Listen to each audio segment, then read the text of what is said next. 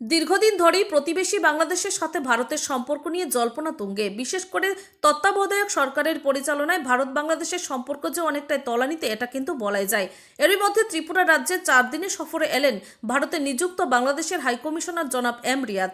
4 দিনের এই কর্মসূচিতে আখাউড়া স্থলবন্দর পরিদর্শন, নিশ্চিন্তপুর রেল স্টেশন পরিদর্শন সহ একাধিক কর্মসূচির পাশাপাশি রাজ্যপালের সাথে নৈশ ভোজের সূচি রয়েছে বলে জানা গেছে। একটা মহল থেকে ধারণা করা হচ্ছে এই সফর প্রকারান্তরে ভারত বাংলাদেশের সম্পর্ককে ক্রমান্বয়ে মজবুত করার একটা কূটনৈতিক উদ্যোগ হলেও হতে পারে। ব্যুরো রিপোর্ট, আমার ত্রিপুরা এক্সপ্রেস।